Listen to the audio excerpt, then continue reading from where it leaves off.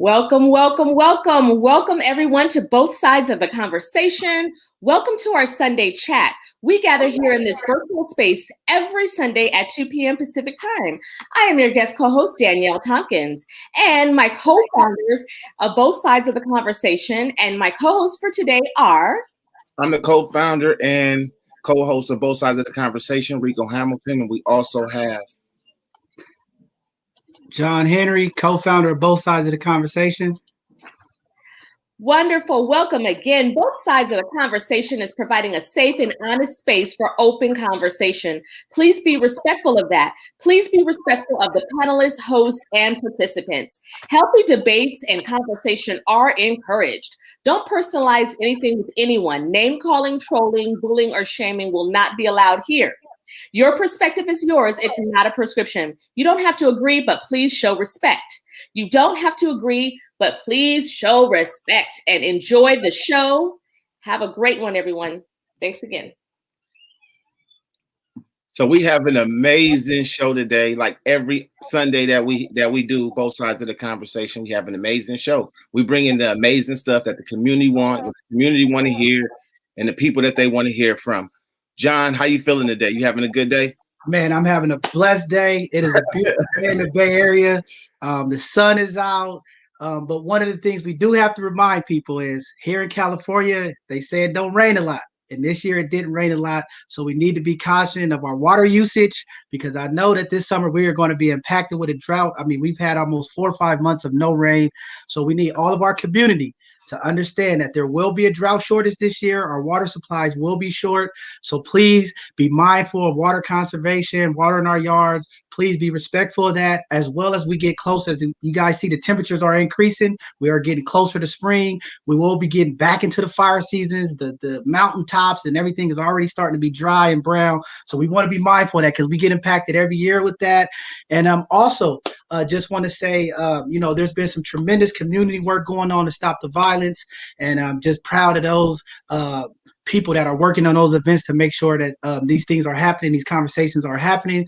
Also here, we are starting a two-part series of prison reform next Sunday and the following Sunday. And today with our special guest is going to be great to just open up on some of these discussions of some of the things that's impacted us in the community. Yesterday, I was part of the SF State Soul.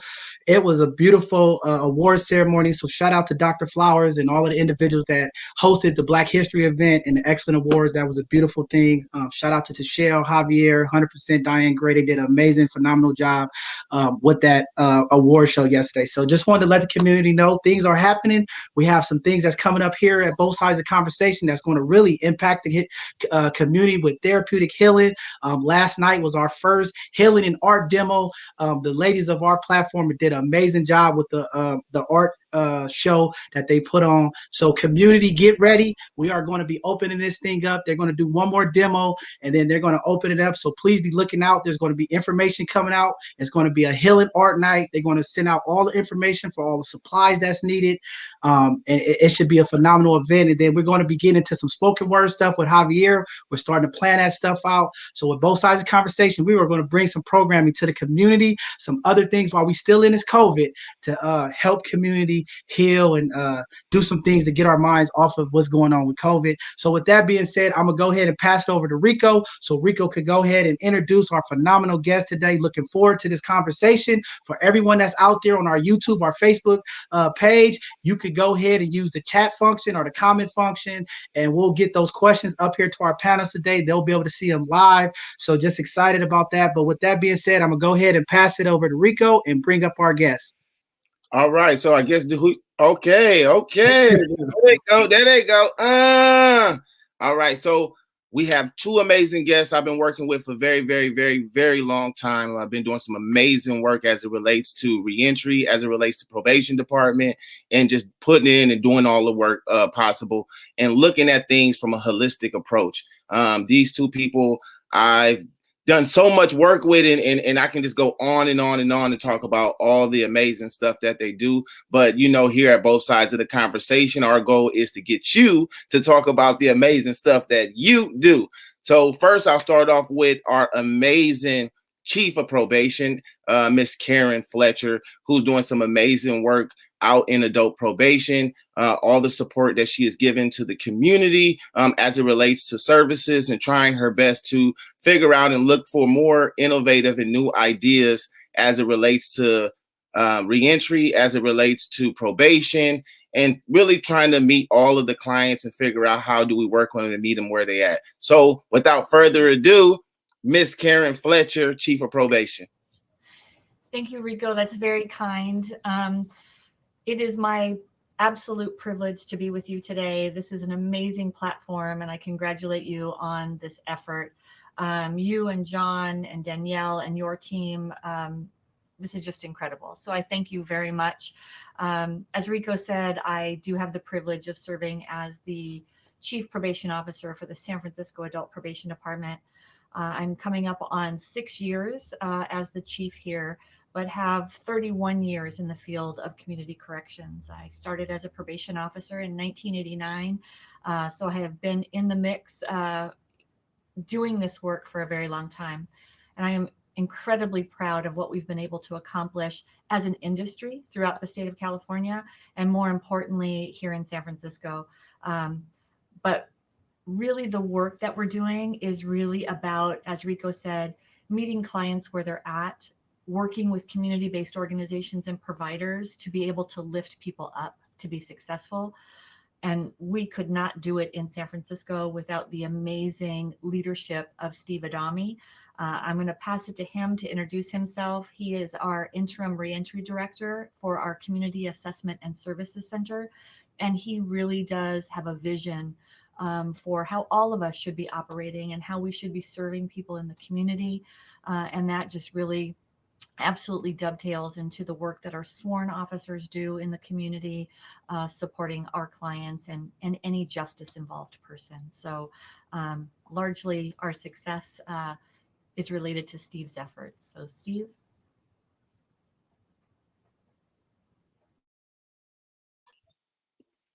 You're on mute, Steve. Steve. Sorry. One of the side effects. I'm IT challenged. Thank you, Chief. And John, Rico, and Danielle, it's great to be here. A little bit about myself. I guess you could characterize the first 47 years of my life as probably a series of bad decisions. I got out of prison in 2010. While I was on parole, I was on high control. And at that point, they were starting to take a lot of people off of parole and put them on probation.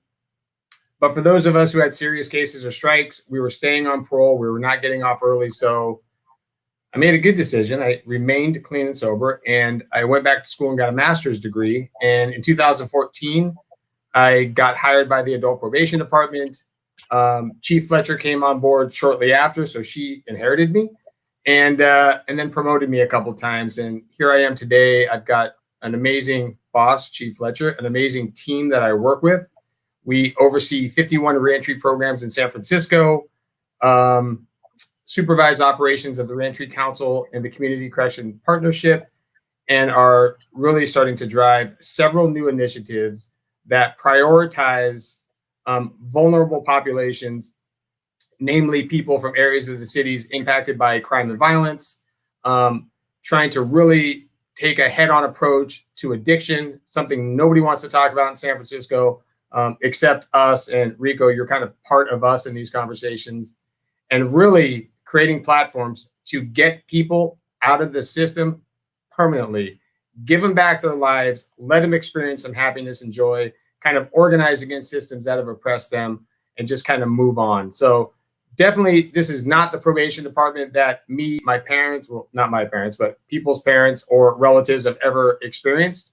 It's very cutting edge, very geared towards services, rebuilding lives, and helping people kind of become whole again. So again, thanks for having us today, and we're looking forward to the conversation. Yes, Steve, you want to go ahead and throw the video up right now? I will. All right, let's do it.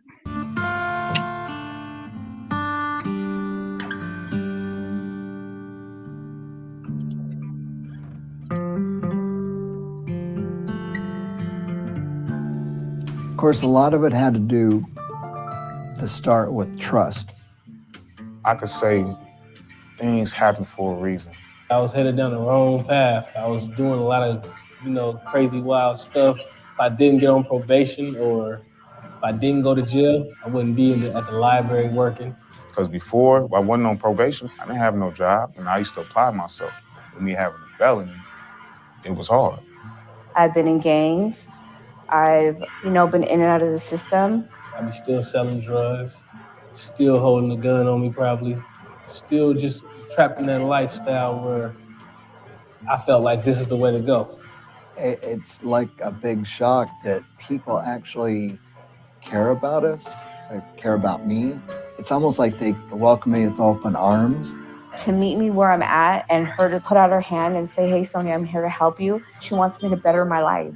She's not here to be like, okay, well, I'm just gonna throw you in prison or I'm gonna throw you in jail. Here are alternatives. I'm gonna put you in a program. I mean, there was all these things that made me feel like she was on, on my side.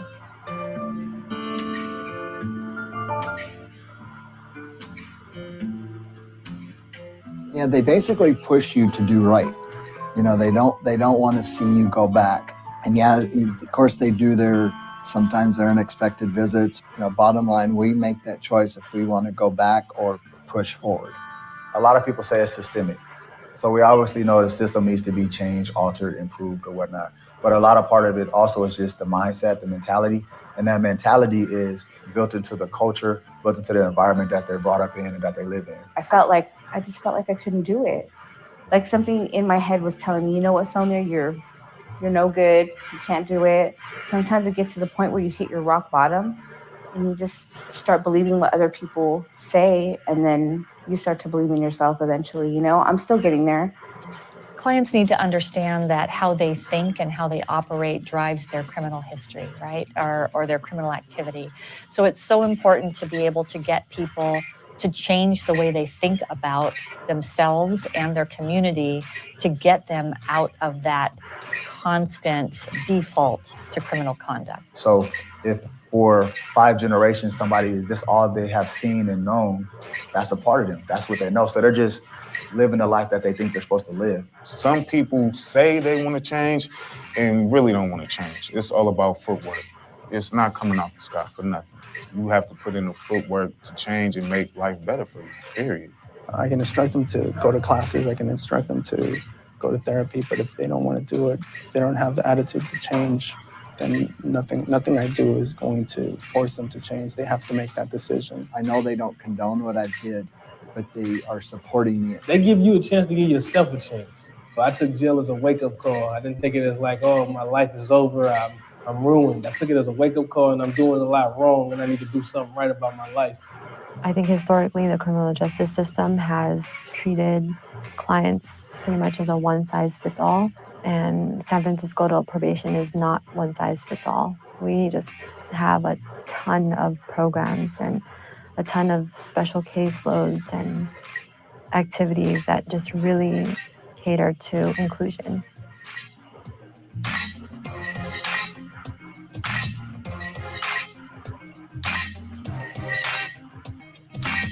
So this is Fathers Matter, right? Introduction, who am I? My name is Officer Victor Williams. The mission of Fathers Matter Group is to equip young fathers with a platform to vocalize their reality, inform them of various networks of resources and information in the community that can improve their conditions, and empower fathers to be actively involved in their children's lives, thus celebrating fatherhood. They're gonna celebrate fatherhood. So we want to contribute to you all's toolboxes to make you all excellent fathers. And I feel like in a real community of men, you're not just fathers to your children, but you are fathers to those children out there who are lost, who don't have good role models. Come from similar backgrounds as the clients that we work with. And I think that without particular mentors or adults in my life, I could have made the wrong decision as well and been in their shoes. I think we've done a great job of hiring a really diverse workforce. A lot of people are from San Francisco, so they bring, again, that kind of personal goal of improving their city. What drives me is that I can make a change in someone's life. I don't know when that's going to happen, when they're going to see it, but every day might be the day that, you make a difference in someone's life. I'm in a community. I consider myself part of the community. I'm an advocate for the community. That my kids, sports, school, out here in the city, running to my clients all the time. You got to kind of take down those barriers and be a part of the community, especially if you police in that community or probation in that community. you should be a part of that community. The young adult court was started in 2015. We have participants who are between the ages of 18 to 25. We have a great group of people working with us as far as like the courts, the judge, the public defender's office, the DA's office, family services agency.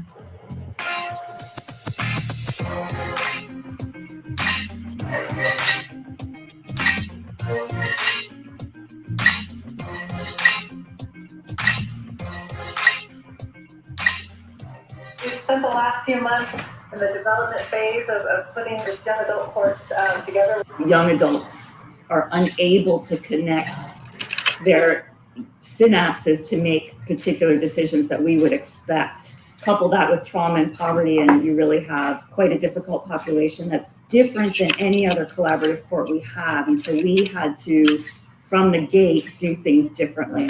The transformational relationship is key. A case manager can't just say, I only do case management. A PO can't just say, I only enforce behaviors. A lawyer can't just say, I only do the law. We want people to be cross-trained, cross-understanding, and also all play this role, because you don't know when a young person is going to find that you're a person they want to talk to, and a young person is going to get different things from different people. Besides the science, besides the age group, we're talking about kids pretty much. They have very difficult backgrounds. There were people in their lives that they should have trusted and should have took care of them, but did not. And now here they are having a hard time trusting us and trusting the fact that we care and that we're trying to help them. Why are you selling crack? Why are you robbing stores? Why are you breaking into cars? Largely what you see is things driven by addiction and things driven by mental health, which kind of leads you to the public health lens of criminal justice, which San Francisco is doing a really good job of embracing. Our clients are very much the same clients that are using city services across the board. So emergency rooms, mental health services, substance abuse treatment. So if we can address some of the challenges that our clients face in the community with their own mental health and substance abuse, we are affecting public health.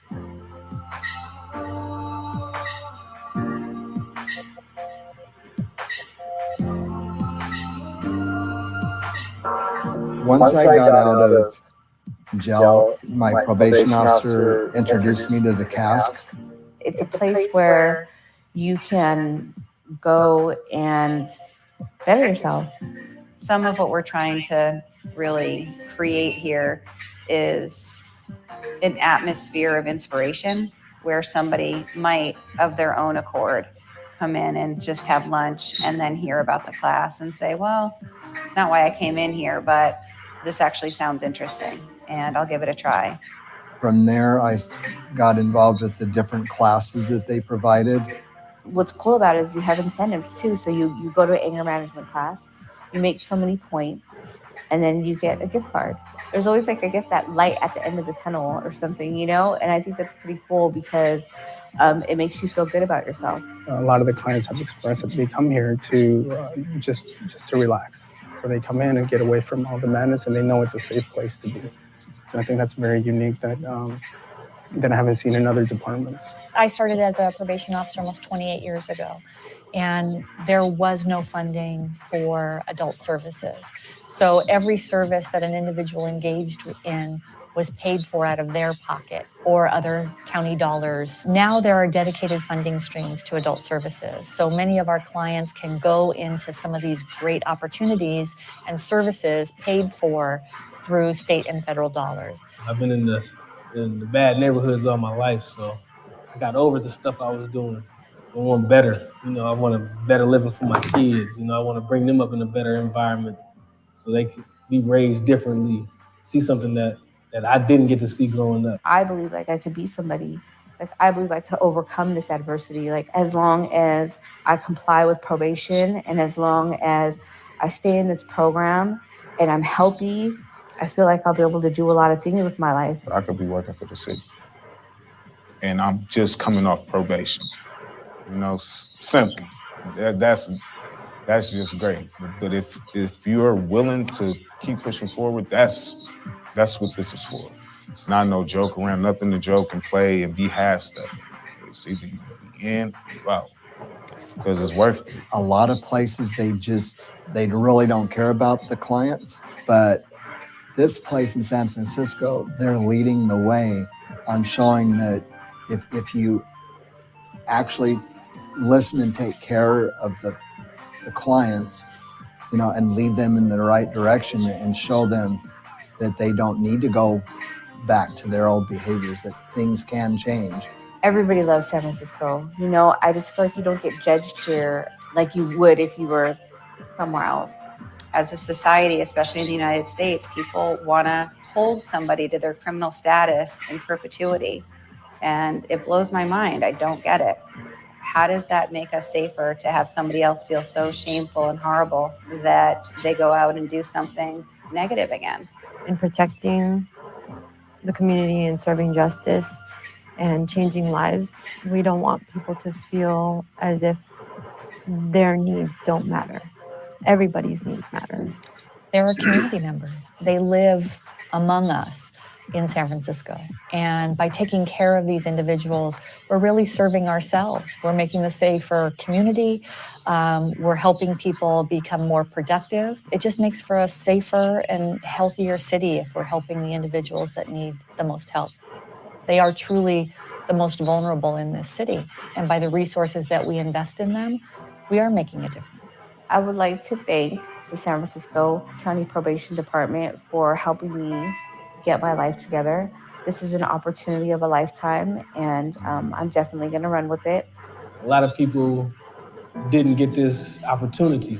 So I definitely thank whoever was behind the IPO program, because I'm able to be a better person today.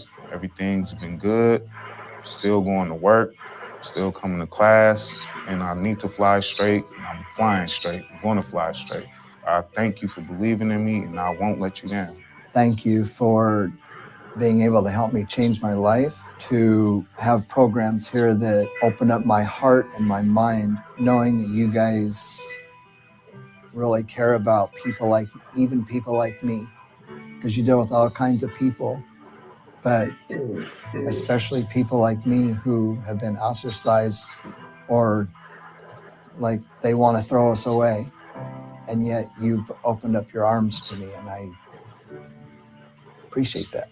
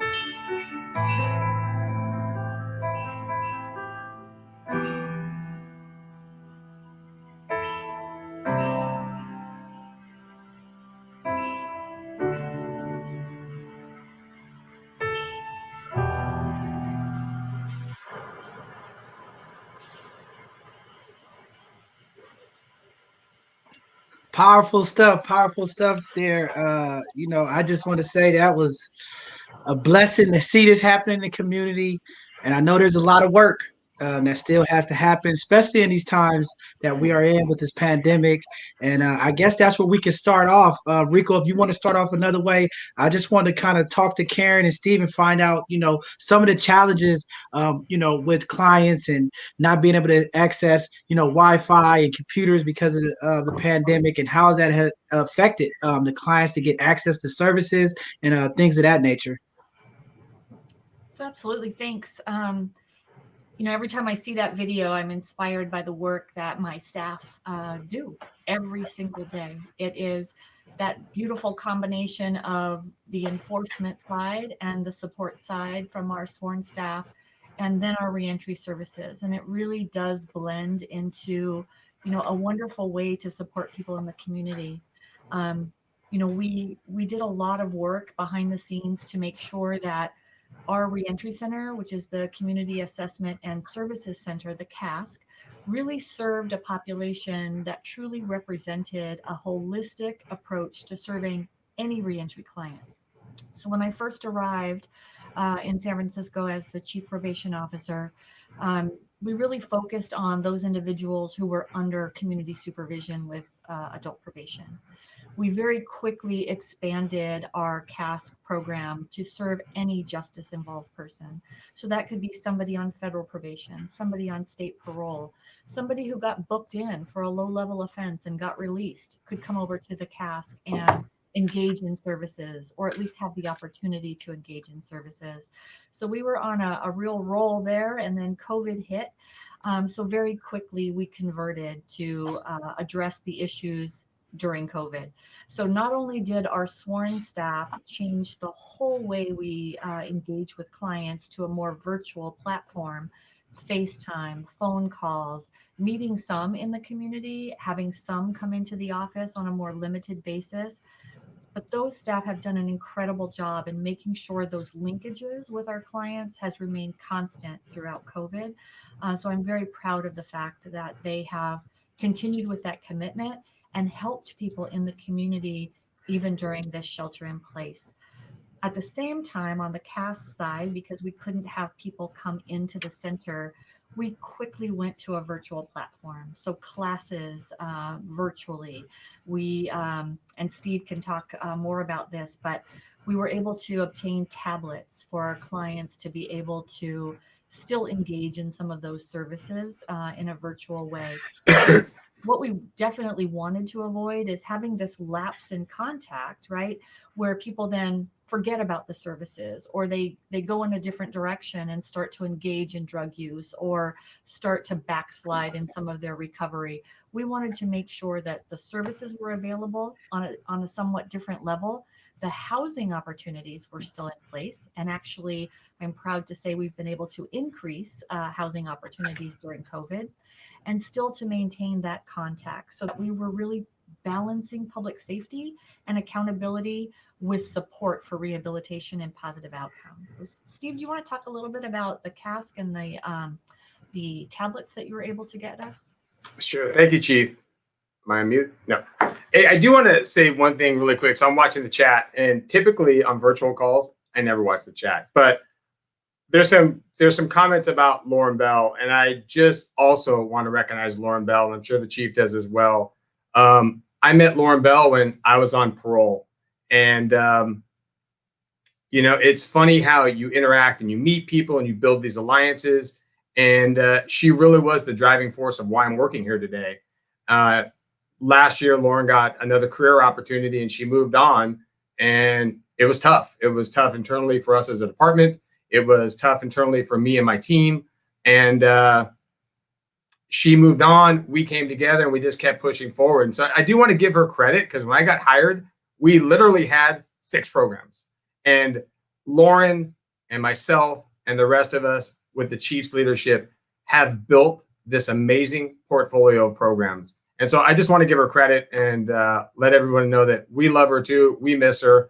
And she's a close friend of ours. We talk regularly, and she has never forgotten here. That's for sure. And so I just want to give credit where credit is due. All right. So COVID hits. Lauren's gone. Everybody's working remote. We fund 18 housing programs in San Francisco, 16 transitional, 2 rental subsidy programs. And our clients are starting to get disconnected. So as the chief mentioned, we worked with our community partners, and we were able to install tablets at all of our housing sites. So clients were able to access groups and classes, telehealth services, containment model services, one-on-one therapy, meet with our psychiatric nurse practitioner who has a caseload of 115 clients on medication management. So at any given day, we case manage around 350 clients out of our reentry center, and we house around the same amount of people. So clients stayed engaged. All of our services were moved to a virtual platform, and all of the staff were working remotely at a variety of locations. But the key is that services kept going. Staff were going out and visiting clients in the community. Community partners were still hosting groups. I see Tracy Watson is somewhere in this chat. She runs several groups that's on our virtual platform, as well as citywide Positive Directions, Community Works West, and a variety of other partners. So yeah, the virtual platforms worked well and people are staying engaged. Go ahead, Rico. You want to throw some questions out there for everybody watching on our YouTube and our Facebook page? We see the comments coming in. If you guys have any questions, maybe you're a person out there didn't understand the whole probation. Maybe you have a nephew or a kid who's going through it. Maybe you're trying to connect them. This is the time to ask the questions. Maybe Steve and Karen can help you direct them to services. I know housing's a big issue. I know employment's a big issue. Use the chats, ask the questions, and they can get you the information that you need. Today is the day to ask questions, as well as we'll dive into some of the other topics regarding probation and some of the issues that they're working hard to try to clear out. So go ahead, Rico. You want to go ahead and jump in there and speak? Of course, I have a question. So I think when we talk about the pandemic and as the pandemic, and then also we talk about inequity and injustice that has happened, throughout years as it relates to African Americans and people of color, as it relates to the system, right? So I know that you can't put the pandemic and not put that in the same breath, kind of. I think the pandemic has kind of opened our eyes to a lot of the injustices that has happened, the systemic racism, and a lot of things that has been going on, especially with the death of George Floyd. So, I mean, I would like for you guys to kind of talk about some of the work that you have been doing to make sure that there is the justice that is happening and that we can further support people of color. I know that there's a lot of things that you are doing. I think that is very, very important that information is highlighted, especially when we talk about the pandemic. I think they kind of go hand in hand. So Steve or Chief, either one of you can take that one. Steve, you ready? Yeah. I like the shared screen though, man. When you get to be my age, you appreciate being smaller on the screen. Hey, so again, I don't want to speak for Chief Fletcher, but I will say that our department, and more holistically with our services, there's been some intentional practices that we've taken on since I've been here since 2014. So first, if on the city's Department of Human Resources website, you can actually check the demographics of each city department to see how balanced they are, to see how aligned they are. Under Chief Fletcher's leadership, there's been a goal to align the demographics of our staff, the demographics of our providers, and the demographics of the folks we serve. So our department is 31 APD staff, 31% African American, 27% Latino, 18% white, 14% Asian. Our providers we've got 22 professional service contracts. 14 of those contracts are with Black-led organizations. At every step of hiring within our providers, whether it's executive management, program management, and line staff, it's over 50% Black at all levels, over 50% women, and 48% formerly incarcerated at all three levels. So under Chief Fletcher's leadership, we've done this amazing job of kind of aligning who we are with what we value and the people that we serve. And what that has done is it starts to build trust and starts infusing your values and principles in the community. So when I'm out in the community, people that know me for who I am. They don't see me as a representative of a public safety or law enforcement agency. They know me as Steve, some guy they were on the yard with. I think over time, what's happened with recovery and treatment and reentry is it's been hijacked by academics, professionals, clinicians, medical doctors, and so forth. Yes, I got a master's degree. I only got one because I was on parole and needed to figure out something to do with my time. But we try to stay rooted in principles that values the diversity of the people we serve, with the ultimate goal of getting people out of the system permanently. How do we do that? Case management, employment services, housing, permanent housing applications in pursuit of permanent housing, residential treatment. So people, it's not a straight path. People cycle in and out. People make mistakes, but the key is that they make mistakes in an environment where it's not punitive. So I'll give you an example. In my days, you give a dirty drug test, you go back to prison, right? You catch a new case, you go back to prison. Now people are in safe environments, maybe in the transitional housing program, and they break curfew. Okay, there might be a consequence to that, but they're not getting locked up, they're not going to jail, and they're definitely not going to prison. They might lose a weekend pass, but there's learning experiences for them along the way that kind of courses, corrects behavior. And then the folks they're interacting with are people that have kind of been through the similar circumstances with them or in their own lives prior to that. When all of this stuff started really forming in like 2004, a woman from UC Irvine, Joan Petersilia, wrote a book called When Prisoners Come Home. And she coined that term reentry.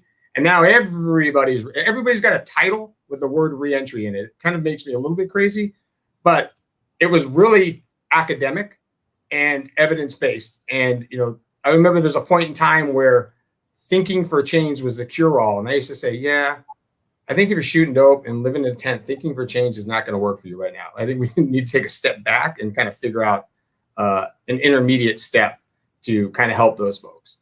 And that's when Lauren was on board and we started changing dynamics to infuse community partners that understood the people we served, and then aligning who we hired, who we contracted with, and then the programs that we provided.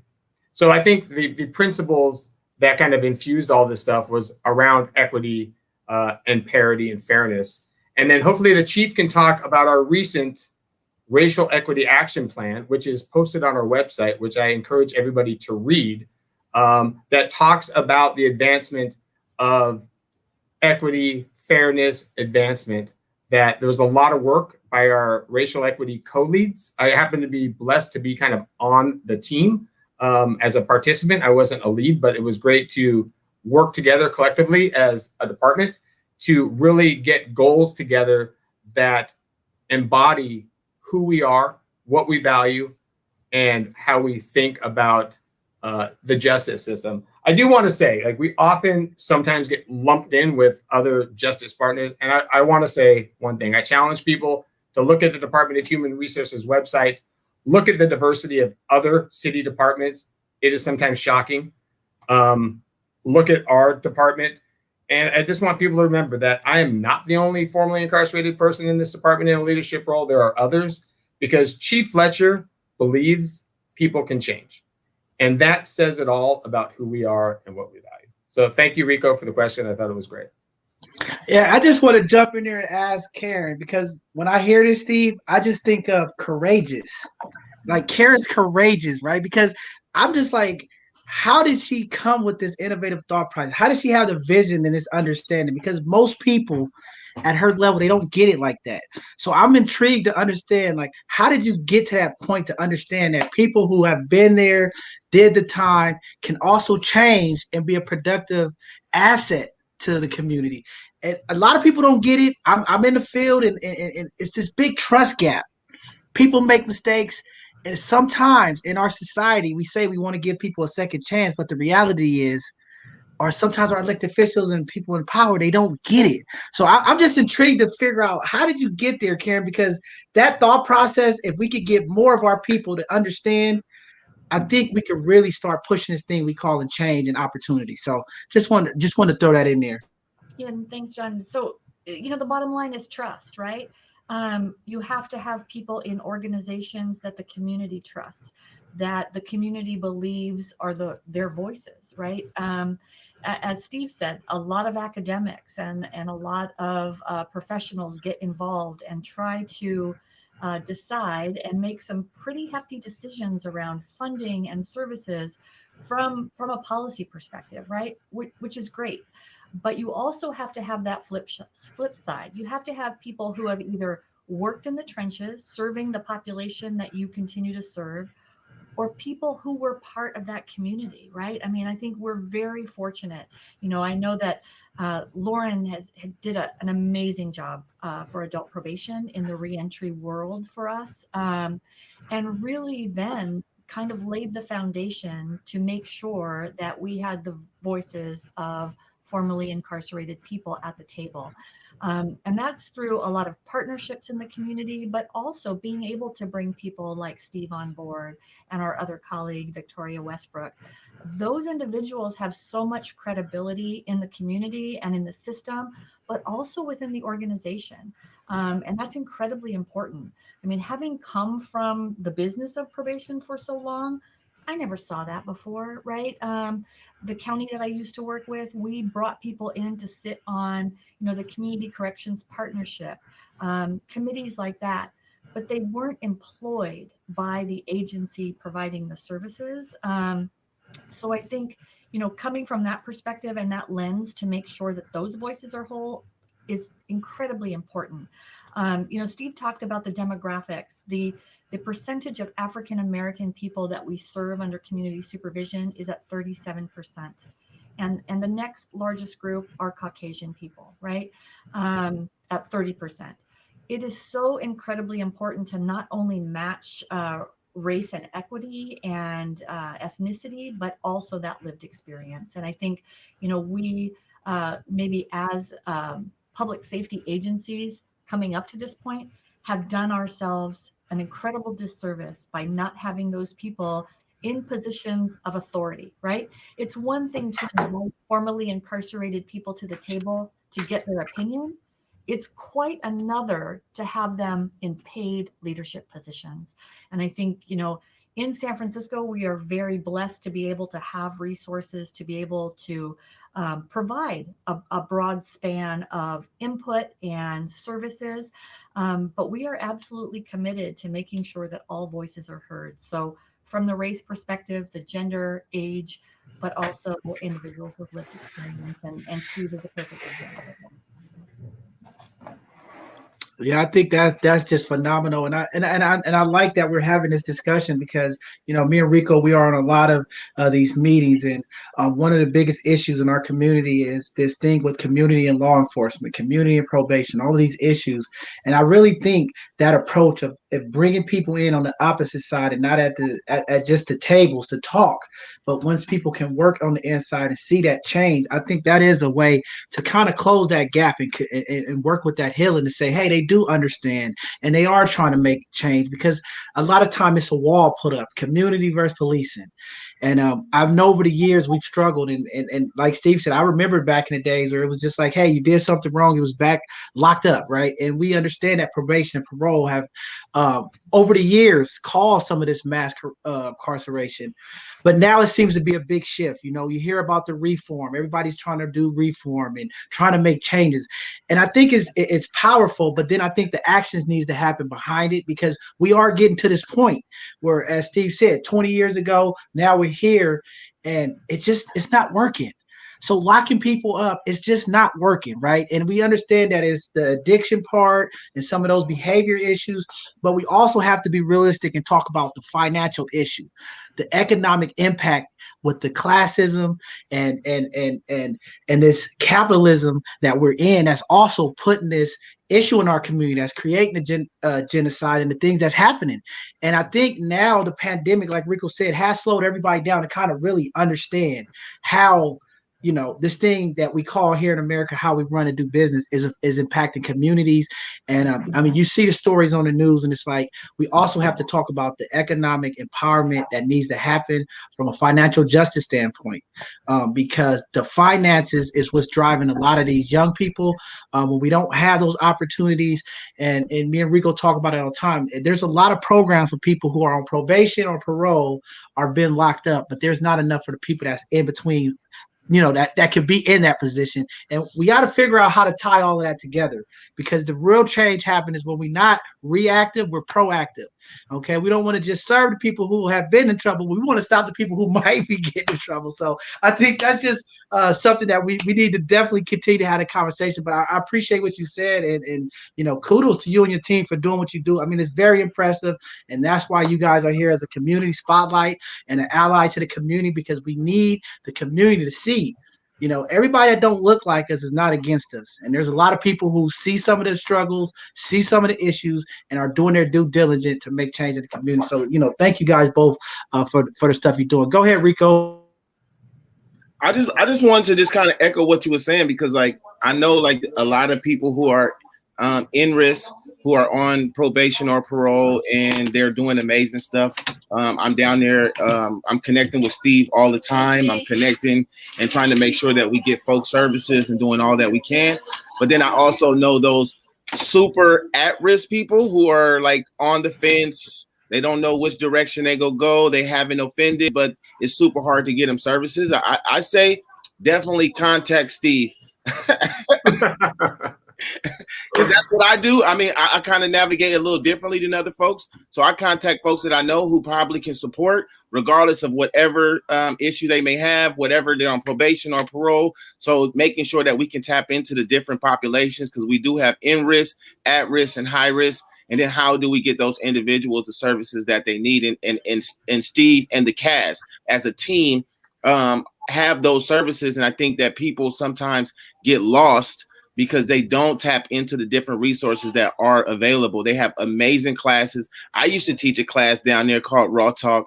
It was amazing. We had a bunch of people coming in just to hear Rico talk about Raw Talks, real information, real things that was actually going on in the moment. So I just want to commend you both for a lot of the work that you have been doing and that you continue to do. Steve, thank you, bro. All the years that you have clean. I think you're coming up on an anniversary soon. Huh? Actually 13 years today. Oh, wow.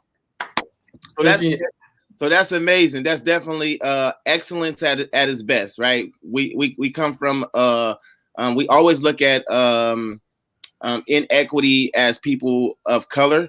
I look at it in multiple ways. I think I look at it as people of color, but I also see it as individuals who come from impoverished communities, individuals who are a part of the reentry population, individuals who are part of LGBTQ, individuals who come from addiction problems, which addiction is a disease, period, right? So I'm just truly thankful that you have been in remission and you continue to, fight and make sure you fight the good fight to continue to stay clean and sober. Continue. I'm here with you. Whatever you need from me, I'm 100% with you as it relates. Whatever I can do to support you, I got your back. I got clean the old-fashioned way. Set of handcuffs. I was on. I sometimes disagree with some of the points of view of people that have never shot dope, been to prison, been just maladaptive their whole lives. But you often hear words in the city like user-led, self-determined. And I was just like, yeah, dude, when I was getting loaded, I was trying to do one thing, get loaded.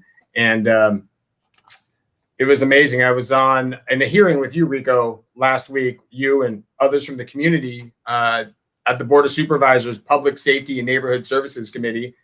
And my comment to DPH was that, a $50 pair of handcuffs has got me in this seat right here, where DPH spends hundreds of millions of dollars. And as I walk through the city, I'm not seeing a lot of people get clean at all.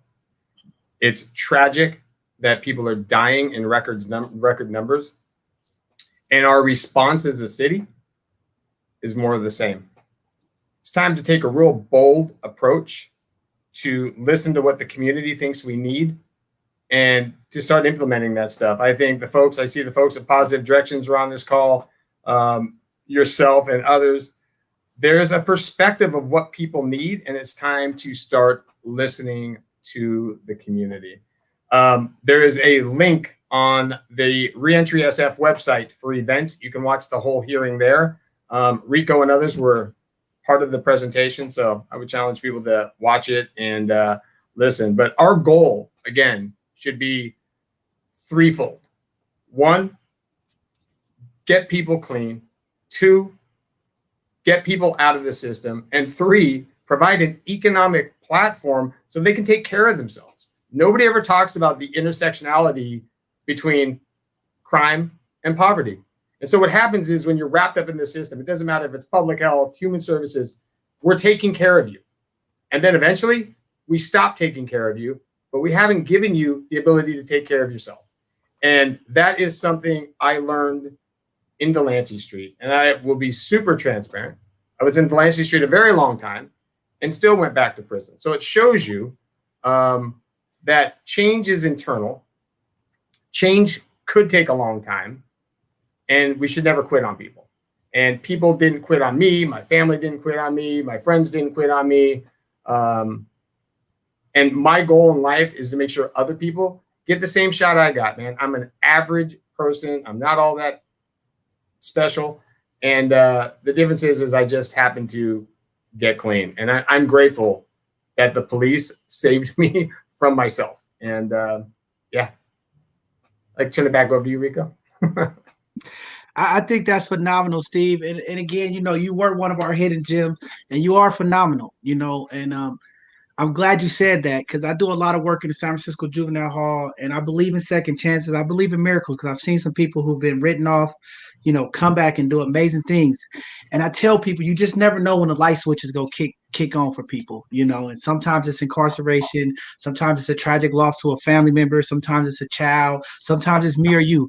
We never know how powerful or impactful we could be. And that's why I always encourage people to check on people, show love, talk to them, because you never know what is it going to take to trigger that life in people's mind to say, hey, you know, I've had enough. This is where I'm at, and I'm going to move forward and do the work. So, you know, just seeing you, Steve, and talk about your story. And I think that's the blessing to the people. We have too many people who are ashamed and hold on and not willing to be vulnerable. But again, the testimonies of what people been through, sometimes if somebody see your testimony and say, hey, if he could do it, I could do it. And I believe in that. I just believe in that, because I know sometimes it takes other people to get people moving. I mean, it's just like creating this and doing what me and Rico do. I mean, we see so many more now. People are starting virtual platforms, trying to do something. It's like, hey, it's no jealousy, no envy. It's about, hey, there's a need for our community. And we believe that through communication, the healing process starts, and it starts with testimonies, creating that safe space so that people can talk about it and then could go walk and do the work. So thank you, Steve. I think that was powerful what you said. And, you know, I just love it, man. I'm excited over here. Go ahead, Rico, you back. Yeah, no, I mean, hey, the stories is always what captivate people. That would, you know, I've always like known that when I was in recovery, I'm coming up on 20 years clean and sober. And I know that it was the similarities. At first, I kind of was like, you know, super young kid in recovery and listening to these OGs. I'm like, I'm not no dope fiend. I don't care. You can't convince me of that. I don't care. I'm not going to admit that. And then it took a long time for me to finally admit that I did have a problem and that I was suffering from the disease of addiction. And once I started hearing stories, stop looking at the different faces, stop looking at the ages and the different things that what I thought that separated us, and started looking at the similarities in the stories, that's when real transformation and change began. And I think that every time someone gives testimony to their story, it's someone out there who is clinging on to every word. And that's the next person up, right? That's the next person that's going to start their life with change and becoming something that's totally amazing. I would have never thought that I would be on this platform 20 years ago. I would have never thought that I would be working with the Street Violence Intervention Program, going inside the county jail, all the amazing work that we all do. I would have never thought. And it was that little lady inside San Mateo County Jail. Is it 300 Bradford? It was. They moved across the freeway though now. Okay. So back then it was 300 Bradford, and little Shirley Lamar yelling at me, telling me I was a spoiled little brat. Get off my fucking ass. Stop being a little asshole. That's exactly how she gave it to me. And that's what I needed. And that was my wake-up call. And I really, really respect her. I respect Terry and everyone that was a part of my recovery and me changing and being able to see things a lot differently. So all of us have a story, and it's not how tragic the story is or not tragic it is. it's actually just the story, because it's someone out there that really can cling to it and say, wow, that sounds just like my story. That sounds like my life. The ups and the downs that we all have and that we all face. Someone is going through the same thing right now. And as we articulate them and as we tell them, someone else can help get up that hill, that this thing called life, where it's always a up and down roller coaster. So, you know, Steve, I love your story. I've heard it like multiple times. And, you know, at some point, I know like you probably wouldn't do it, but at some point you should be a keynote speaker, because I think that your story, it really gives testimony to what change and what recovery can actually look like. Because like, to me, you're the perfect example of what it looks like someone getting out of prison, ex-Dauphine, getting a master's degree. Now you're the what is it? The interim. I would like to say but you're the interim. You're the interim director of reentry services, and that's huge. That's huge. Like, we don't hear that enough, right? So I would like at some point for you to definitely do one of the reentry conferences again and allow yourself to be the keynote speaker, because you definitely have a story that I think everyone can bear witness to, and it'll help a lot of people out there who are struggling with their addiction. You know, the hopelessness that they feel, you know, it'll be like, you know what? Now I have the hope that I need, and now I can definitely do what I need to do to get change. It's so interesting. You said earlier, you're talking about how Shirley used to address you in Choices, and I was from Choices too, right? So I got into Delancey Street, and it's so interesting. Like, it's something that doesn't happen anymore. So you hear words nowadays like buzzwords, right? Meet people where they are, client-centered plans, and I say, like, you want to meet people where they are, but you won't talk to them like they understand. You know what I mean? Like, it makes zero sense to me. And I was at a federal probation conference where I was actually a speaker, and they were asking me a bunch of questions, and they're like, we focus on client-centered plans. I was like, yeah, that's awesome. What's that mean? Well, we have the client tell us what they want to do. And I was like, wait a minute. I've been shooting dope and robbing banks for 20 years, and I'm going to tell you what I need? No, I need somebody to tell me what I need. I need to follow somebody's path. But the difference is I can't follow some clinician who read a textbook, who, you know, has no clue about how I think, what I do, what I've been through, you know, never sat in a prison cell and had their cellie, you know, tattoo their entire body up, you know, head, back, neck. And we think inherently different than most people. And what I think our values, like you, I, others who have been through it, is that we actually believe people can change. And how do we know that? Because we've seen others that we aspire to. You know, Craig Johnson is like the unsung hero of San Francisco. You know, him and Cedric Akbar. But I mentioned Craig because Cedric's everywhere, right? Craig is always in the background. Thousands of people have gotten clean because of Craig Johnson. I went to Delancey Street because of Craig Johnson. My friends went to Delancey Street because of Craig Johnson. And it's people like that that are the unsung heroes that I aspire to be like every day. Don't got to be the big shot. Don't got to be, you know, the headliner. I just need to be involved in a process. In my work today, like, I don't do a lot of client level work where I know a ton of people, but we have built out this portfolio of programs that my team manages that really has impacted the lives of thousands of people. I'm going to give you a data point that's shocking, and I'm going to tell you a comment that's even more shocking. Last year, we reduced homelessness by 50,000 bed nights. Every time one of our clients is in a bed, that's one night that we reduced homelessness.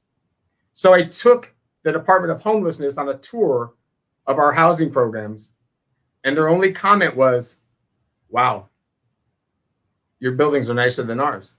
Of course they're nicer than theirs, because we actually care. If we wouldn't live there, we wouldn't want anybody else to live there either.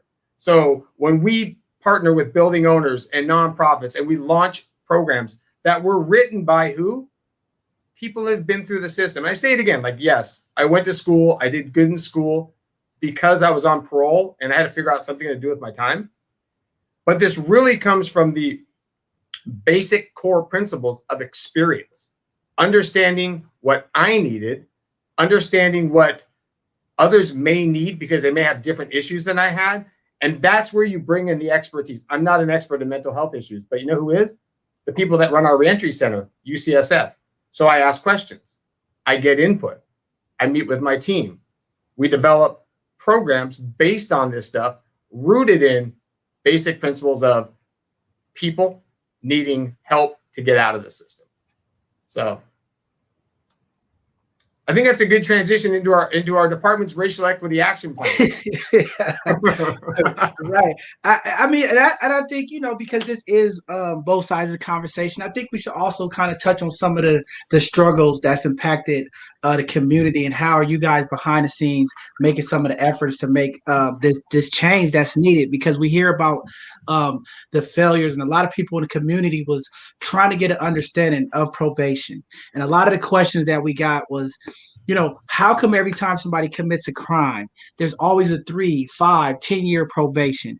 So what is probation, since we are talking about reform and we talking about doing things to make change, because people are impacted. If you're on probation for 3 years, maybe a person did 8 months in the county jail and they come home and they got 3 years probation, maybe in a year they fine, right? But then because of the probation stigma, maybe ankle monitoring, or having to call in and check in, it impacts the work. A lot of people have had frustrations with, I'm on probation, I get these deadlines that I have to be here to see my probation officer, but I have a job. Like, what are you guys doing, Karen, on the back end as you start working on reform and trying to make change to really impact, to really make a transparent program? And I know we have technology now with ankle monitoring and phone apps and different things of that nature, but what's the real kind of view of this change of probation? Because a lot of times, it's almost, again, like we said, the proactive to reactive approach. And then we have these high profile cases happen on the news. Oh, a parolee just got out and killed somebody, or this. And then we react, right? So now everybody's getting penalized. So, can you just kind of articulate some of the things that you guys are trying to do? Because it's true. Some people are going to reoffend and things are going to happen, right? It's just reality. But for the people that are trying to do the things right, to go to work, be a part of their family, be productive citizens in the community, what does that look like from you on the back end, Karen, trying to set the tone to make that change? Yeah, great question. So, we're firm believers that people shouldn't fail up to probation or parole, right? I mean, we should be providing support in the community, whether that's through community-based organizations or the services that we provide at the CASC. But you shouldn't have to fail up to get more intense services. And so what the field of probation has changed tremendously over the years, right? And now there's legislation in place that addresses the length of somebody's probation term, which is very positive in moving forward. But I got to tell you, long before that legislation that just went into effect on January 1st of 2021, adult probation was already in the mix, right? So in 2015, we implemented a risk-based probation term policy within the department. So every single person that comes to us for a pre-sentence report, which happens whenever somebody is convicted of a felony in San Francisco, they are referred to adult probation for a probation officer to complete a very comprehensive, complete social study on the individual. So regardless of what the negotiated pleas have been agreed to in court by the DA and the defense counsel, we consider that, but we also then take a look that is very objective, not tied to defense, the police, or the DA's office. It is our recommendation. We administer a risk and needs assessment tool that really defines somebody's risk to reoffend, and also the criminogenic needs, or the needs that are driving the criminal conduct. So we take a look at that. We infuse that into a pre-sentence report, or that social study report, with very clear recommendations to the court. So if somebody scores high on that risk tool, we're going to recommend 3 years of probation with a mandatory review within 24 months. So that's that added piece that a lot of counties aren't at yet, but we are since 2015. In addition to that, if somebody scores a lower risk, we're often recommending just 18 months on probation to give people an opportunity to succeed without having that default of 3 years on probation. At the same time, once somebody is placed on probation, we're then trying to individualize what they need and the risk that they pose to the community based on the tool to link the specific services so that it's not a one size fits all.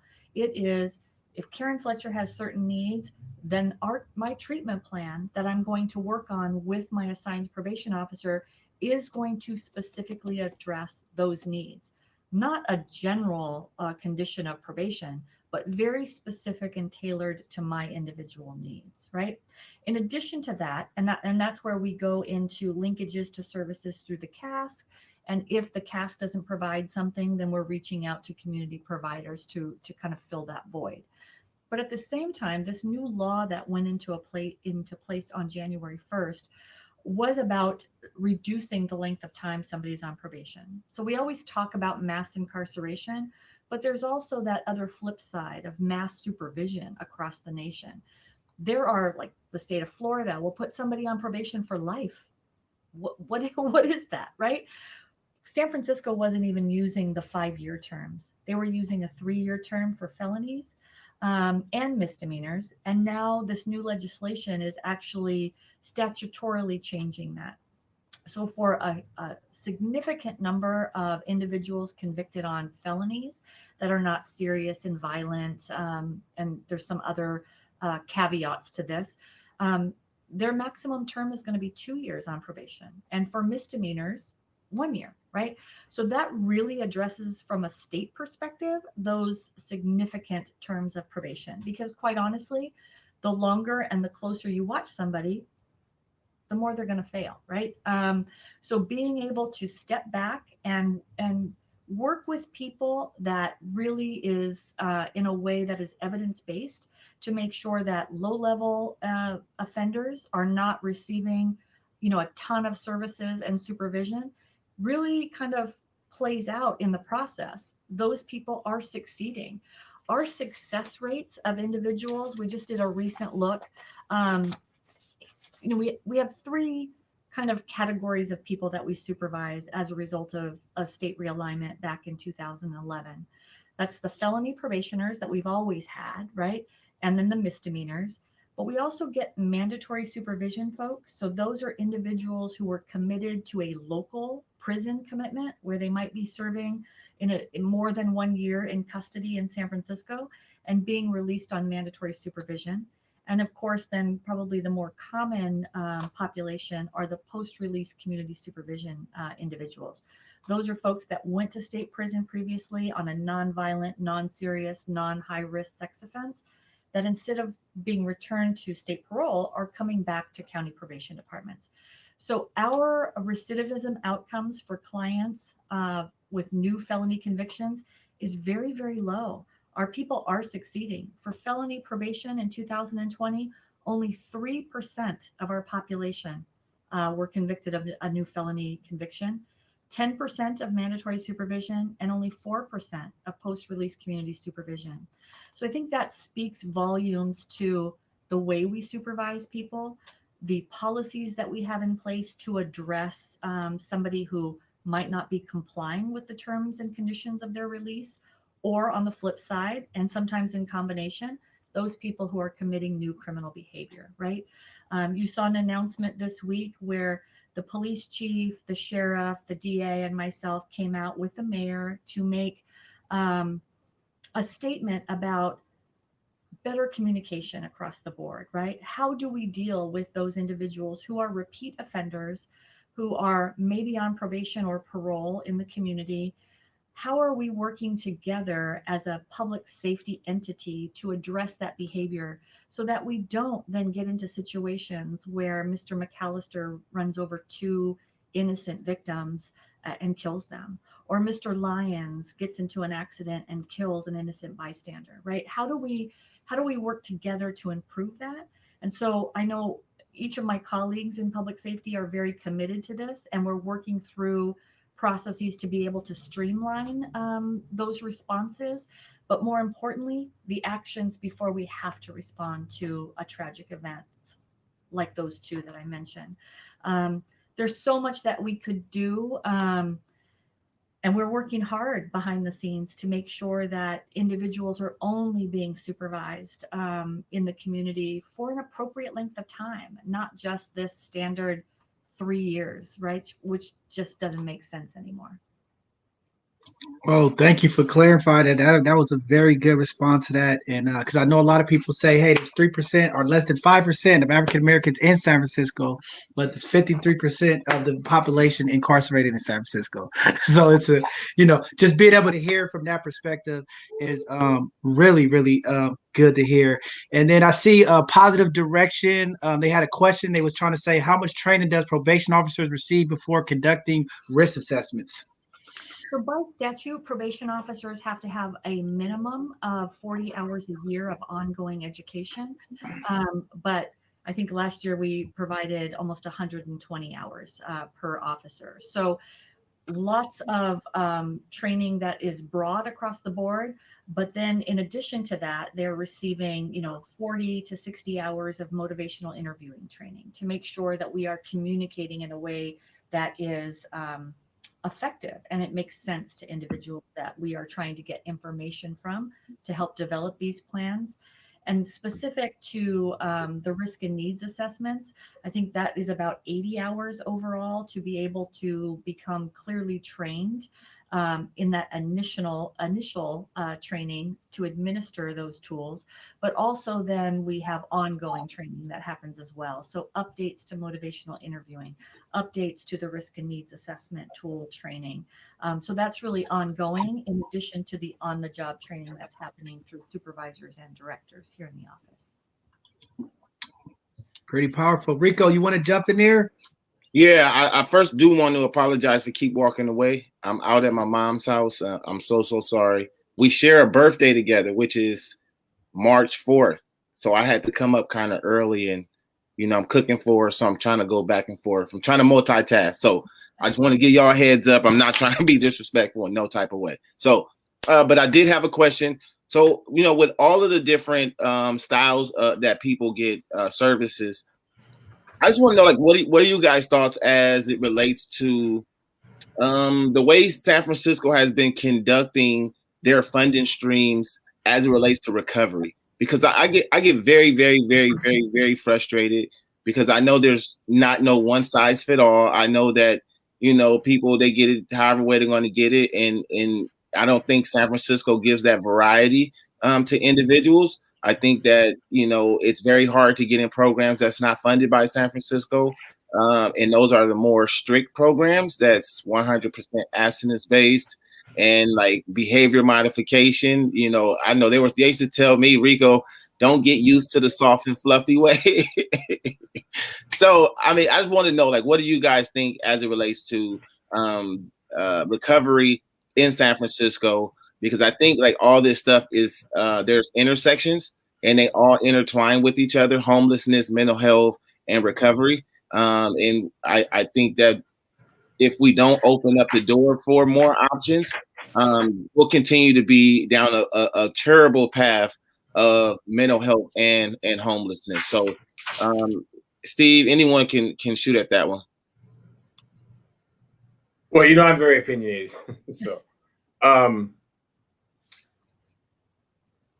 I think it needs to be an all hands on deck approach. I think what has happened, and I mentioned it earlier, recovery has been hijacked also by medical doctors and clinicians.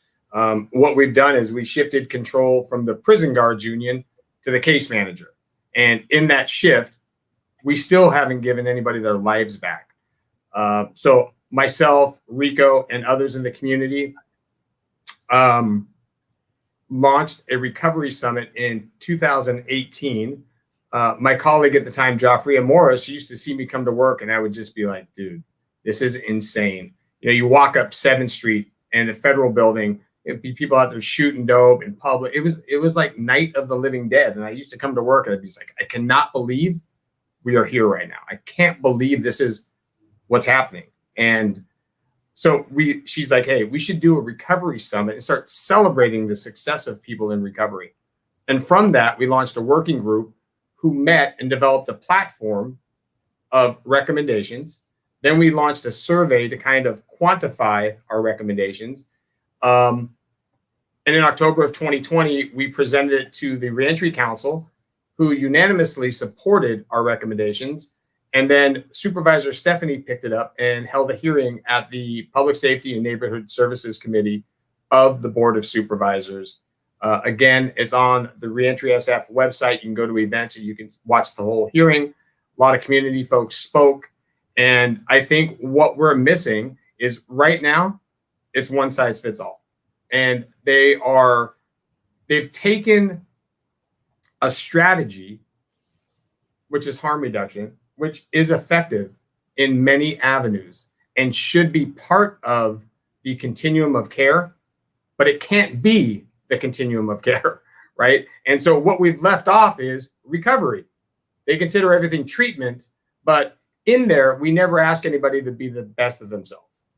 I mentioned this, it's on tape, that inherently different between my values and possibly others that work in this field is I believe in people.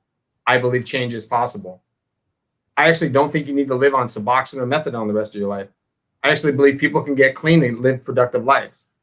I recognize that underneath everybody that suffers from addiction, they use for a variety of reasons, often underlying trauma from childhood, from other experiences in life. And we need to be cognizant that that is really driving what they're trying to cover up. But allowing somebody to keep a needle in their neck doesn't ever help the equation. Like, we need to get the needle out of the neck. We need to figure out if there's some underlying behavioral health issues. And then we need to move forward with a clear path to giving people their lives back. And we don't, right? Narcan is not recovery. Yes, Narcan is a great way to save somebody from overdosing. You want to know the best way to stop somebody from overdosing? Don't get loaded. Best thing I ever heard of, man. And when you're not getting loaded, you likely will not overdose. And if you say those things in San Francisco, it becomes very politically charged. But at my age and with my experience, I feel like I need to be outspoken about steps I think the city should take. So I do think we need to expand treatment options. So on one end, it's hardcore harm reduction strategies, what I really support. And on the other hand, we need to have abstinence-based treatment. Why do we need them both? What I hear from people that are addicted to opiates, pain pills, methadone, heroin, fentanyl, is that when they go to these government-funded programs locally, everybody's on something. So they can't escape it. They're in the streets, they can't escape it. They go to treatment, they can't escape it. And they're like, everywhere they go, they're surrounded by it. We need to provide a pathway for that person too. We can't forget about that person. People in the community, especially people that were part of our group that were Black and Latino, they have other perspectives that they feel that their community needs, that they feel that harm reduction strategies aren't the best for their communities. And I will let them speak for themselves. But you can read our recommendations. You can kind of view for yourself. But our approach is all hands on deck. There is no wrong strategy. The overarching goal is we need to help people get clean. So I hear this one all the time. The ultimate goal of harm reduction is abstinence. But we don't ever get the abstinence because I'm being respectful. The overarching theory is we need to take care of you. And I don't think we need to take care of you.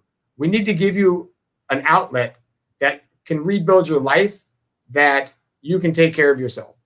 I see Peter made a comment in the chat, and I'd like to address it. In our survey, one of the questions was, how did you get clean? Like, what kind of program? And all the programs that people went to, there's 422 respondents. All of the programs that people went to get clean, we don't fund in San Francisco. That should be shocking to people. And so articles come out, they're like, there's all these overdoses, what are we going to do? And the response is more of the same. We need to challenge the status quo. And it's interesting, right?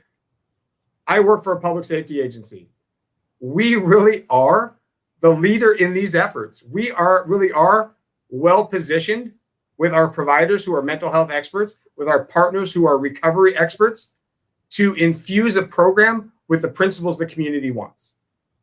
This is something that I don't think is spoken about enough. And then I'm going to turn it over to the chief. We could have a discussion about fairness in the justice system, and you would get no argument out of us. There's a lot of things that need to be fixed. I think by and large, procedural fairness is the first thing that needs to be addressed. Person A gets 3 years, person B gets 15. And why? Right? I don't think people that get in trouble mind consequences as long as it's fair. And what the system hasn't been is fair. The overrepresentation of people of color in the system is shocking. My friend Ernest Kirkwood, who was on this chat earlier, in 2015, when the Burns Institute did a report to the Reentry Council, I was sitting next to Ernest afterwards, and he said, I cannot believe people are talking about this. You don't need a PhD to walk into a jail and realize there's way too many Black people. But we talk about it. Nobody ever executes to change things. And I think that's one thing we've done under Chief Fletcher's leadership, to infuse programs that get people out of this stuff, because that's our goal. But one thing that I was going to mention earlier is that I've been on several calls with the chief over the last 10 or 11 months, and people have visions or opinions about probation, which are fine, often not factually true. And I want to be clear. We are not out recruiting people. We are not. The only reason we have clients is because the district attorney, the public defender, and the judge made a plea bargain deal, right? So when you're fighting a criminal case, a few things happen. A, you go to trial and win, you go home. B, maybe they drop your charges.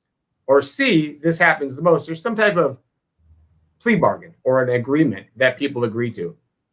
You would never get an argument out of us that those could be unfair. But that's not our bandwidth, right? What we get is the fallout of those things, and then we're charged with kind of helping people improve their lives. And I think as a department that we have done incredible, taking an old, inherent, archaic system and transforming it into a system that is vibrant enough to really give people the ability to live differently, become self-sufficient, and get out of the system permanently. And when it comes to treatment, I think that's the next logical step for San Francisco. Let's try something new. What we're doing right now is challenging at best. It's not producing a lot of recovery. Supervisor Haney mentioned at the hearing last week, and I was shocked to find this out, that there's been thousands of people put in the shelter-in-place hotels, which is fantastic. It's great. Nobody should be homeless. We need to get people off the streets. But only 2 have gone to treatment? Like, that's shocking to me. I have never met anybody that I was either homeless with or that I was in prison with. If you speak long enough, drugs and alcohol are in that story somewhere. And I think we need to have open and honest conversations and respect different opinions about treatment. But the goal is not treatment. The goal is recovery. And we need to figure out a way to get people from treatment into recovery so that they can be on their own and kind of out of this whole mess. Yeah, I think that's a good point. And I think, again, this is why you and Karen Fletcher are so important, the courageousness. So we need this brave, courageous voice from you guys, because people are afraid. And no one wants to take risks to try something new, because if it goes wrong, they don't want their name to tie to it. But I wanted to just, before Danielle asked her question, I want to throw this out there, Steve, because I heard you talk about the positioning of the people. And one of the concerns that I've received questions from people are these people coming home on probation and parole in these halfway houses. They put the halfway houses right in the middle of the Tenderloin, right in the middle of drug-infested areas. So here it is, a person coming home. We're expecting them. They're sober, they clean, or they trying to get a good, fair shot, and then they place and they house in an area where it's drug-infested, crime, things happening, and they have to walk over this. How do we get to a point where we, this relocation of people, putting them in a way that they get the safe environment? And I agree with you with the drug issues that we have, especially in our Tenderloin area. I do a lot of work, homeless feed in that district. I talk to Matt a lot, and You know, we had the DA on here, Chessa, a few weeks ago, and that was one of the things that I get the part of having these safe spaces for people to use, right? But I think the model do need to change, right? We give them a safe space that's out of the public eye. Because I see it way too often. I bring out kids to come, volunteer to give back and feed those in need. And it's the fentanyl use and the needle injections of heroin on our streets, publicly at bus stops in the broad daylight. It is a bad look for our city. It is very tremendous on our young people. To see those people in those cities, it's a hard discerning thing, but we have to come up with a model that works. And I'm all for, hey, part of the frustration, and I know people, part of the frustration that people have is when the crack epidemic hit the Black and brown community, the level of access and awareness and understanding wasn't there. And I think that's a lot of the frustration, how we treat people. And I think we miss this compassion and humanity thing. So when the crack epidemic hit the Black community and the brown community, it was criminalization for going through that addiction. And because we've had this change where we had the opiates, the fentanyl, and the different, as they call white collar or middle class drugs, the outlook of how we treat and we accept, okay, the level of behavior is not the same. And this is where people have their issues. So if people were smoking crack on crack pipes at the bus stop downtown in the Tenderloin, I mean, it was like that was like the end of all. It was like we're putting these people in jail, but to get to where we at now, to see people actually injecting heroin in their needles in a broad daylight, police walking by, no one's doing anything to assess or handle the situation. I think that's where a lot of the equity issues and some of the complaints and the frustration that some of the people in our Black and brown community have, because it's not fair. And it continues to be rolled out as this issue. We're treated one way, others are treated the other way. And that's the real conversation. How do we not penalize, but we help across the board, fair and equitable for everybody? And I think that's where we got to head to. But I'm gonna let Danielle ask her question, but I had to get that out there. But go ahead, Danielle, and ask your question to the chief. Yeah, thank you, John. You brought up some great points, and thank you, Karen and Steve, for all the hard work you've done in the community in San Francisco. It is really, really hard, I think, for people that already have addiction issues to get clean in the city. Just giving, because there's just nowhere to escape it, right? You can move just about anywhere in the city. I've been to parts of the marina, everywhere, and it's all around you. But my question is, I mean, I think we all agree that rehabilitation is the answer to people not being readmitted back into the prison system after they come out. But are there services in the prison systems before they get out? I feel like therapy, especially mental health, is really important. Is there treatment going on? Is there services in the jail before they come out? Maybe you guys can speak to that. So I think there certainly are services. Sheriff Miyamoto is very committed to that, making sure that there is a level of service, right?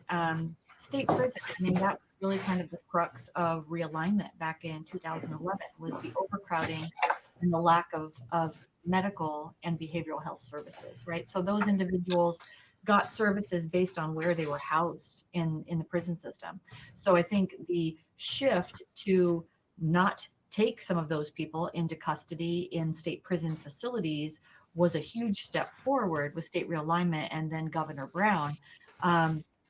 But we know they're still challenged, right? They're still at a fairly high capacity. They still are limited in what they can provide. And so trying to keep those people out of that system is a wonderful opportunity to be able to serve them locally, because I think in local jurisdictions across California, regardless of the county, locals are committed to infusing those services, whether it be through AB 109 funding through the state as a result of realignment that the sheriff's departments receive and probation departments receive. We are better equipped and probably better equipped because the individuals coming back to us are from this community, right? They can then lean on faith-based partnerships. They can lean on their families to help them get clean. But escalating them and sending them to state prison to a system that we know is broken is just right. But I can tell you that Sheriff Miyamoto, we often have conversations in our larger discussions around what can be done in custody when necessary. But overall, people are cycling through the justice system in the actual county jail, spending less time in custody and more time out in the community. So it's incumbent upon us to make sure that those services are infused as they're sitting in custody and as they continue to get released, to make sure that it is a fluid system of care rather than having somebody released and starting all over or starting at ground one again. And I know that our Getting Out and Staying Out website was launched, and that is, just a compilation of resources that everyone has access to in the prison system to see what is available as they're returning to their respective communities for services. But I think kind of that bigger picture is we should all be doing decision point analyses, right? There is disparity. And I think, as Steve said, like, we don't go out recruiting for our clients. We end up with clients that have been served or disserved in the community for years, right? And they're coming to us as a result of being placed on probation. So that disparity that's happening is already in place. And once we get them, it is our responsibility to make sure how we engage with people at the probation level with PRCS, mandatory supervision, or formal probation. It is absolutely incumbent upon us to look inward to make sure that the services and the way we respond to cases is equitable across the board, right? And I think doing those decision point analyses in each public safety agency would be very helpful to make sure that people are treated fairly. But that services thing is a constant struggle when people go into custody, especially into the state prison system. Wow, that's good information. Got a couple. Oh no, that's something coming in. But people's asking. Prison has more resources than jail. You guys want to speak to that? Is it the same, or is the county jail and the prison resources different? I think our county jail does an amazing job of providing services. When Sunny Schwartz was with the sheriff's department, she's was the one that really started 5 Keys. And 5 Keys provides amazing services in our county jail. And then there's an array of other services. There's treatment programs. I think San Francisco, the sheriff's department and the county jail have been leaders in that for a long time, decades. And I don't think they get enough credit for the work that they do in custody, for sure. There is a link on the Getting Out, Staying Out website. On the homepage, it says in custody services, and it breaks it down. I think it's San Quentin and then our county jail. So you can kind of see stuff. The interesting thing, the chief mentioned the website there. That website was built in San Quentin by an organization called The Last Mile. So in 2007, the Reentry Council had created a resource guide called Getting Out and Staying Out. And in 2018, we were able to kind of modernize it to this online resource directory. And a philanthropist partnered with The Last Mile to build this website for the Reentry Council. So it was kind of nice. I think it's a mix. I think there's services in prison that are also good. The difference is now is people don't stay in county jail that long. And then people that are in prison, you don't really get to select which yard you're going to, right? You meet with a counselor and they're like, hey, where would you like to go? And you pick the 3 yards and then you end up in Calipatria, right? So it's one of those things where they make it sound like it's this big treatment place. But, I went to a treatment program in prison. It's what I needed. There's different opportunities for people. I feel like I was really fortunate to get to that prison yard so I could go to treatment in custody. But reentry starts the day you get arrested. Doesn't start the day you get released. All that planning needs to take place on the front end. By the time you get released, if there's no plan, you're definitely got stuff going on. I want to address the question about where these housing sites are and where services are. And, why I think they might be in those places. So as liberal as our city is, I think people don't want a bunch of people in the system living next door to them. I think NIMBYism is a driving factor. I think availability is another driving factor. So we do have, I think it's 7 master lease hotels. Some are south of Market, off the beaten path, which are good. But our flagship launch in 2015 was the Drake Hotel at 235 Eddy. It's not in a great neighborhood, but what we've done is we've partnered with Tenderloin Housing Clinic, who runs the program, and they have created an environment that's safe and respectful. And, I think the clients that go into that program primarily are coming out of treatment. And, I do hear from isn't that challenging? And it can be. I don't want to paint a different picture, but if people are engaged in services and people are living in recovery and people are connected to others in recovery, I think it's a good recipe for success. We have been looking outside of a variety of areas in the city to launch new housing sites. We're going to be picking another one up on Oak Street by Golden Gate Park in the very near future. And we're going to launch the city's first mental health housing program with Westside Community Services in the Bayview. And so we're excited to get a formal launch out. I think it's going to probably start on May 1st. So it was a federal grant that we received in partnership with Westside to launch this program. And we're currently in the implementation phase. And as anybody knows that's ever received a federal grant, they're extremely taxing. And there's a lot of work that has to go into it, a ton of paperwork and documents that need to be submitted prior to receiving the funds. But we did, were awarded the grant last October and are moving forward with that as well. Yeah, I see in the comments they said it's amazing 5 Keys program in the Bayview. So sounds like the work is happening. It's a lot of work, and I just want people to understand that it's no straight fix that could cover everything. But there are programs, there are opportunities. But this mental health thing, and I want to talk to you and the chief about this mental health thing because it runs rapid with our incarcerated people. The services just seems in the community that it's not there. And I think that also impacts you guys because when there's not the service in the community, these people lead to doing crimes.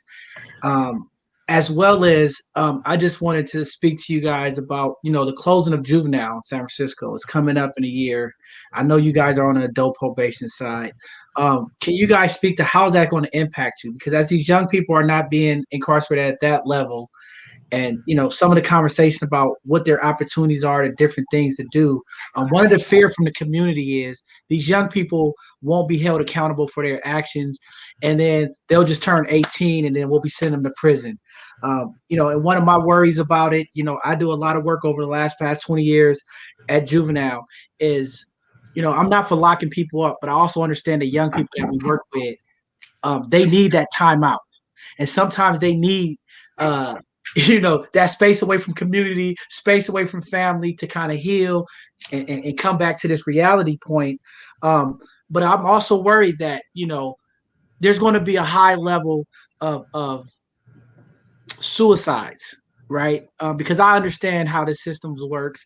And when these young people don't get the understanding of what it's like to be locked up and you let these kids out for serious crimes that they commit and then they turn 18 and then they put them in this controlled environment with other felons and other people who, they haven't been used to and they haven't programmed to be locked down for, 23 hours a day mentally.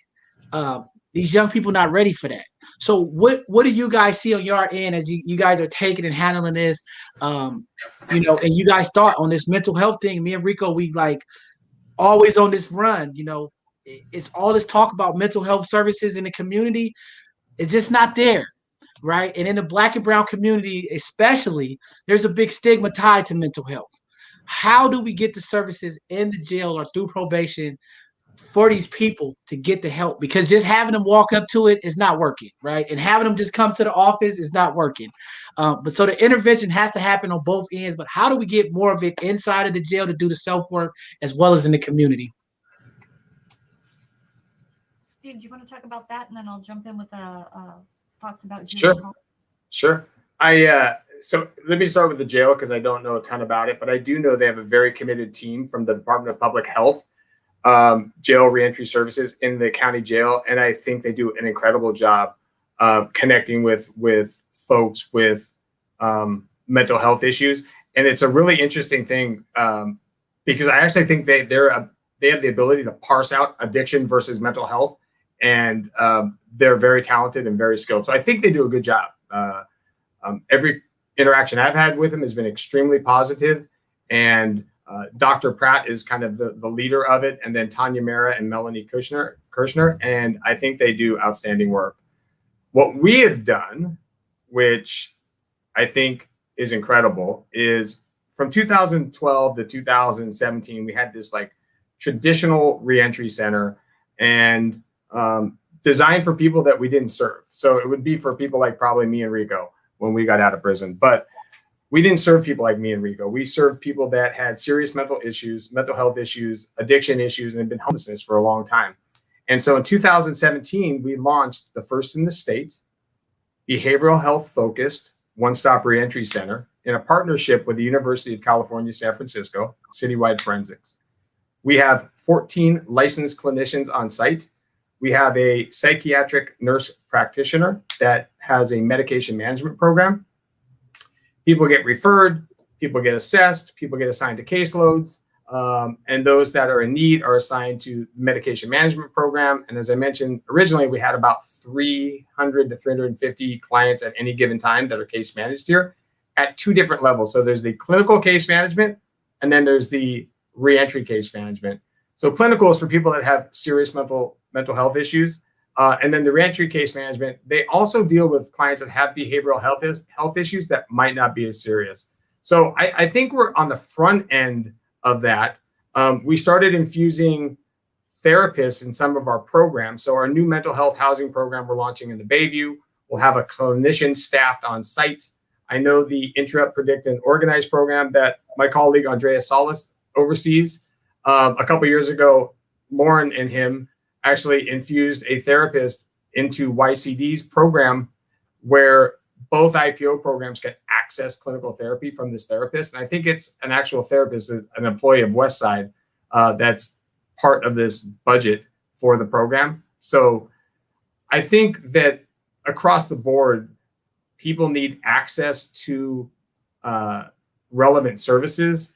And what we found is that the influx of people in the justice system that had behavioral health issues was huge. And so we kind of pivoted in 2017 and launched a behavioral health focused reentry center to deal with that stuff. I do think, though, we need to have more vibrant outreach workers that are, meeting with the SVIP team and others that can connect with folks that are out there. Like John said, there's a stigma. Nobody wants to go forward and talk about it. And they're definitely not going to walk down here. So how do we kind of engage people in the community is really the next evolution of this stuff, and putting together the right group of people to do that. I know, we often will send, in all fairness, a white clinician into the Bayview, and they're like, yeah, dude, I'm not going to talk to you. Like, you've got to be able to connect with people, have to understand you. There's got to be a relationship. Without the relationship and without trust, nothing's going to happen. And I think we've done I'm not saying we can't do better, because I think everybody can improve, but I think that we've done an incredible job with the funds we're given to do that. Now, if we can help us get us more funds, we'll get out there more and more and more. So it's another conversation that, the fiscal impacts of COVID-19 are real. It is what it is. And we try to maximize every penny and increase capacity and improve utility across the board of all of our services. But I would invite anybody down for a tour. Rico's got my contact information. You can find me on our website. You can meet the dynamic team that runs our reentry center and kind of understand their principles and values and how they work with folks. But we have 120 clients that are on clinical caseloads right now, and then another 115 that are in our medication management program. And their staff are in the community everywhere. I have never seen a group of case managers and clinicians that, like, I was a little bit weary when we went through this route, and then I met the folks, and they're incredible, man. They are committed. I remember I was out at San Bruno one day meeting a client out there with that was going to be transferred to prison. And we went out there to find out like if we could keep the person locally. And I went out there, there was like 9 citywide case managers in the jail. And I called their boss and I was just like, I just got to give you credit. Your entire team is out here meeting with clients because we have this policy. Because you get locked up, we don't drop you, right? We run a forensic assertive community treatment model of case management, meaning that we continue services wherever you are, right? And being in jail is the most crucial time of your life. So it's important to do that. I'll turn it over to the chief on the other half of this question. Yeah, so the closure of juvenile hall, is a huge one, right? So that closure, I think, is slotted for November of this year. But kind of at the same time, what's happening at the state level is the Division of Juvenile Justice for those kids who are petitioned and are being convicted, if you will, of very serious and violent crimes. The intake to DJJ stops July 1st of 2021. And those kids, through a realignment process, will start being held in juvenile custody locally. So there are all kinds of challenges around that. And I think that the impact is there has to be alternatives, right? You can't just release kids into the community with no infrastructure around services and accountability for public safety. I mean, yes, they are kids committing these crimes, but many of them are 16, 17 years old, right? And you can't just expect that you can not hold kids accountable, place them back in the community, and expect that anything's going to change. So Chief Miller over at Juvenile Probation here in the city is doing a phenomenal job with planning around that through the Blue Ribbon Commission and efforts within her own department. But there are a couple of layers to that. Not only is it just juvenile hall here in San Francisco, but that larger intersection with DJJ for kids that really need a more structured facility is going to present a huge challenge in the community and for juvenile justice overall.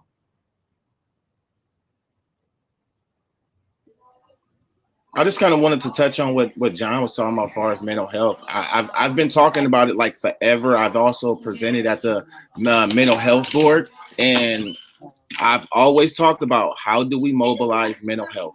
How do we create wellness centers in our communities that are of color and start changing some of the language? We know the stigma around therapists. Why are they not wellness coordinators? Like, why do we have to continue to use the same practices and the same models that doesn't work? We have to mobilize mental health. If it's not being mobilized, I don't see those communities that stigmatize mental health actually utilizing the services in a proper manner that needs to be. I also wanted to throw this out there, and it might be a long shot, but I do want to see this happen at some point. So, and I know 5 Keys is definitely at the cutting edge of education as it relates to the formerly incarcerated and the incarcerated population. I would like to see the prison system turn into an educational system of habilitation, right? Where it really isn't a form of punishment where someone is locked in a cage, where we're actually putting people into educational institutions as a form of their punishment, and they're gaining education as a form of a way to get out, right? So someone who commits a crime, they'll go to this facility that is like, we'll say jail, but it's really an institution of higher education, and we're really educating folks so when they do get out, they have the educational skills, they have the skill sets that they need to really rehabilitate. Because like right now, they're just habilitating, right? They're in that moment of, oh, I want to change. And then when they get out, like there's no real success because, they don't have a high school diploma, or they did get it. And then school is going to take forever when they've been incarcerated for 4 years, when they should right now have a bachelor's degree, right? So like, how do we start supporting Steve Good, supporting the reentry, the cast and probation, with really revolutionizing the way we incarcerate individuals? And I would like to be a part of that, Steve. I know you're good at Steve like to push things forward. Steve like to push equity forwards, right? So I believe that that's always in his mindset. So I definitely wanted to throw that out there. Steve, do you have any ideas around something like that? I think that, like instead of people being locked up for 23 hours, how about like really create like the boot camp or the boarding school type model as an alternative to incarceration? No, I think it's a great model. And again, it requires like courage to shift in policies. And I don't know, Lisa Ling before Christmas had a show, and it was a group from a new organization called the Crop Organization. And it was about a group of individuals serving life sentences in Soledad that they had a class together with a group of high schoolers from Palma High School. And one of the students from Palma High School, parents, one got sick, I think, and the other lost a job. And the inmates raised 30 grand to keep this young kid in a private high school who's now gone on to play basketball in college. And while in custody, they, a couple of them got a couple master's degrees. So I think doing it on a larger scale is something that we should move towards as a system.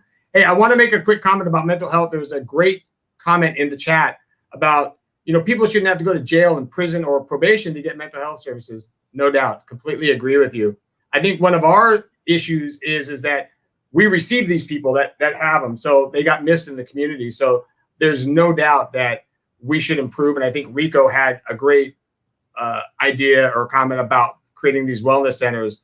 But I think it's our responsibility that when people do have it, that we need to deal with it in real time as well. So I think that has to be an influence of kind of like both systems. I'm going to turn it over to the chief, but I have to say this because I'm getting a ton of text messages. I would like to thank our partners, Arriba Juntos, because Black is Still Beautiful, Citywide Forensics, the Center on Juvenile Criminal Justice, Episcopal Community Services, 5 Keys Schools and Program, Gloria's Gift, Goodwill of San Francisco, the Hope Program, M3, Fat Chance Community Services, Recovery Survival Network, the Senior Ex-Offender Program, San Francisco Forensics Institute, San Francisco General Hospital, Tenderloin Housing Clinic, The Last Mile, Westside Community Services, Young Community Developers, Solutions for Women, Sister Circle, Positive Directions, and the list goes on ad nauseum. I just want to say thank you for being our partners. I want to thank Rico's group in the Fillmore, which they put me on their advisory board. That was probably their mistake.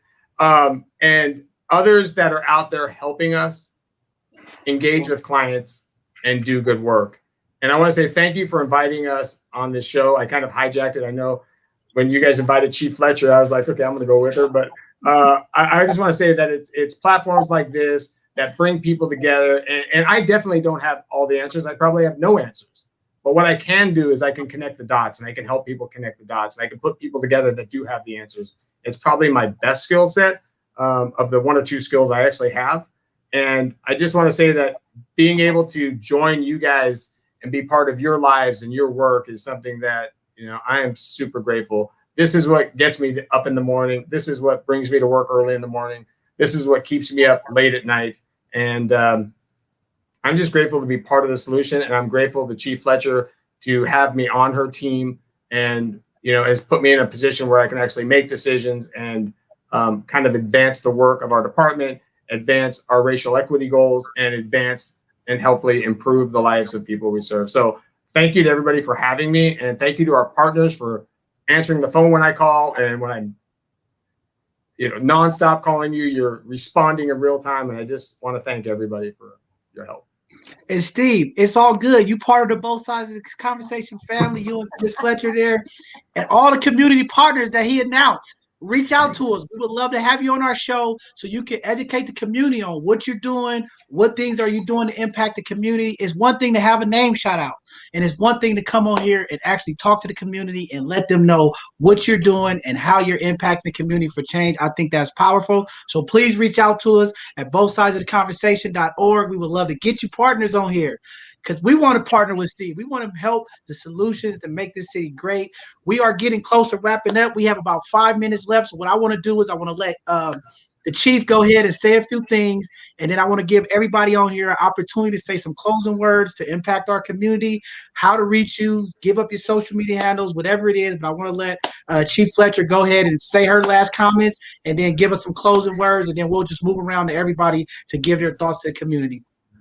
Thanks, John. I just wanted to follow up, Rico, you're right on point about making state institutions more about educational and vocational development.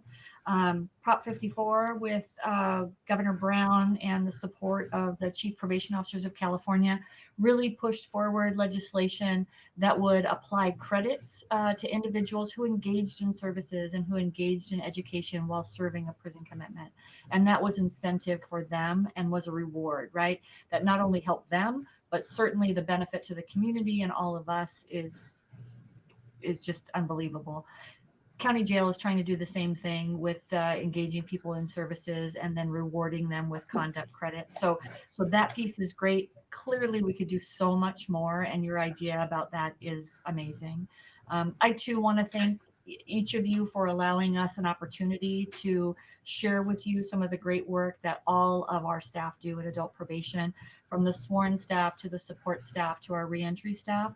We really are a team, and we are always up for a challenge. During COVID, when there was a need for housing for pretrial folks, it was our team that stepped up to be able to pull that off with the support of the mayor and her office. But it really is about working together. And I see the comments in the chat about, having community-based organizations have the opportunity to serve before they ever get to us. And we are firm believers in that.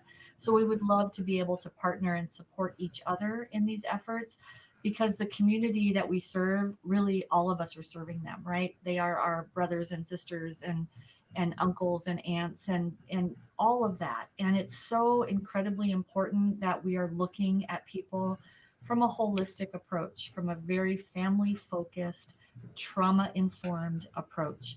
That is the only way that we make a difference with all of the people that we serve. And if we can partner in wellness centers and mobilizing mental health services and working within our respective agencies and partnerships to be able to pull some of this off, I think it would be amazing. I mean, we do a lot of it already, and Steve mentioned all of our partners in the community. It is because of those partners and conversations like this that we can make a difference, right? Because we're all in it together. We're all serving the same people, and we all are going to be affected by the outcomes that we're able to help people with, good, bad, or indifferent, right? They are among us, and we live in their communities, and it's so important that we're focused on changing lives. And I know that all of our community partners are very steeped in that belief, and so are we. As a public safety agency, I have to tell you, it is about reform, and it is about supporting people who need that support. And so we are all in on that, and certainly thank each and every one of you for tuning in and for hosting this. It is an incredible, powerful platform that we can all benefit from. So thank you, each and all. Thank you very much, Karen. I mean, I just want to say I appreciate you for giving up your time. This is Sunday, and I know we got the work week ahead. It's just a testament of the commitment of what you believe and what you've laid out, to have Steve there and just to be an ally with the community and just come out and show up. And I mean, this is what it's about, because our public service is more than just, hey, our Monday through Friday.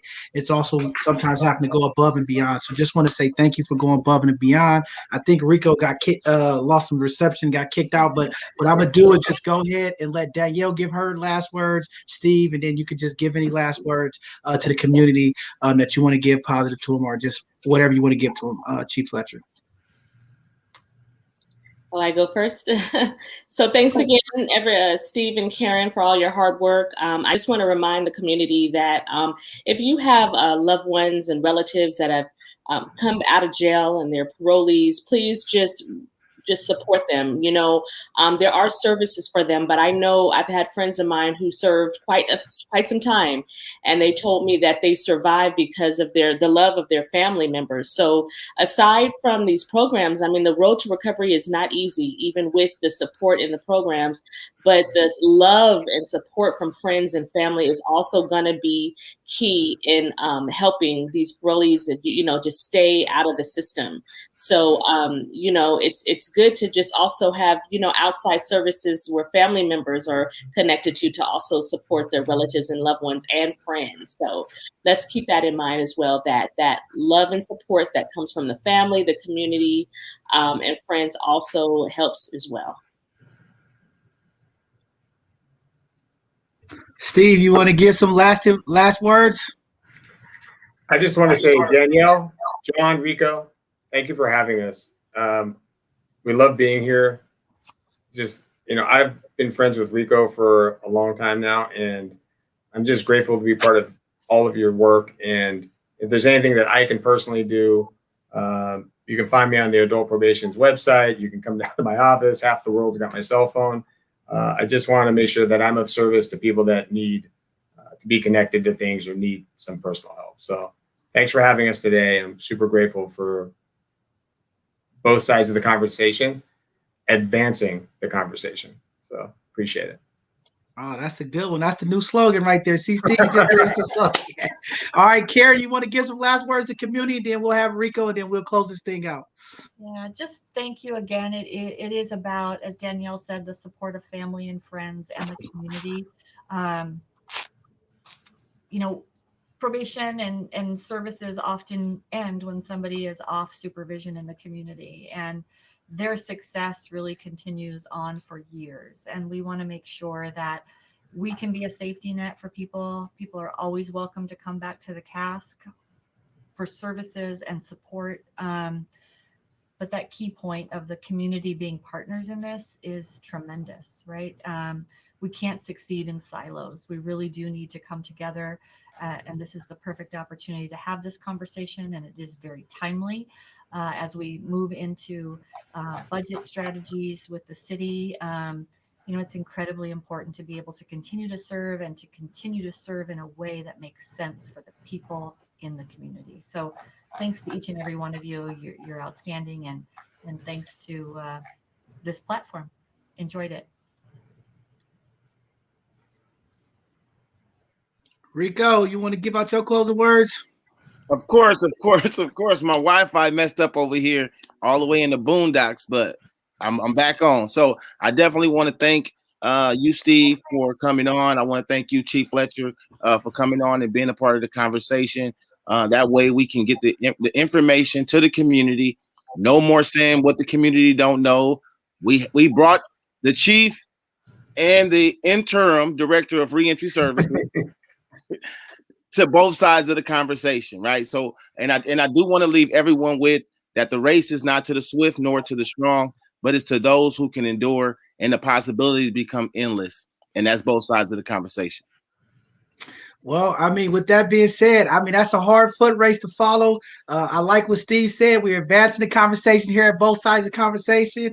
Looking forward for our next Sunday conversation. We are stepping into a 2-week series where we're going to be talking about prison reform. Some of these same conversations will be coming up. We have some phenomenal panelists with some background in reentry and some people on the front lines working to change legislation to make this prison reform a reality in a way that can impact all communities. So looking forward to these 2 conversations coming up for the next Sunday conversation. And then this Tuesday, we're going to jump right into our Hidden Gem segment. As you guys know, for some of you guys who are just tuning in, every Tuesday at 7 p.m., we have a segment called Hidden Gems where we highlight individuals in our community like Steve and Miss Fletcher. And the list goes on and on that's doing phenomenal work to impact our communities, as well as we highlight our Black and brown businesses, because we understand we need to connect our communities and our businesses so that we can empower the community in a way it's never been empowered. So highlighting those businesses will help us as community to patronize their buildings, to involve and have the economic impact that's needed to be successful for our community. And then this Thursday, we're going to jump right into our Educational Thursday. Y'all know here at Both Sides of Conversation, we are about intentionally educating the community, giving them the information that's missing, with different professionals, different topics coming in, doing a PowerPoint presentation to educate the community. The person that you guys see on the screen here is Sin Jin. She is our Educational Thursday. She's going to come teach us some financial literacy information that is needed in our community, and she is down for the community to make sure that we leave financial wealth for our young people and do the things that we need in families to secure our financial assets. So we're looking forward to those shows. And with that being said, you know, Both Sides of the Conversation, we are evolving, we are growing. Sorry for the changes in the platform. There's a lot of things and bugs we're still working out, but we are moving forward to advance the conversation, like Steve said. And if you want to reach out to us, please go to our website. Please support us. You can click donate. All at the website.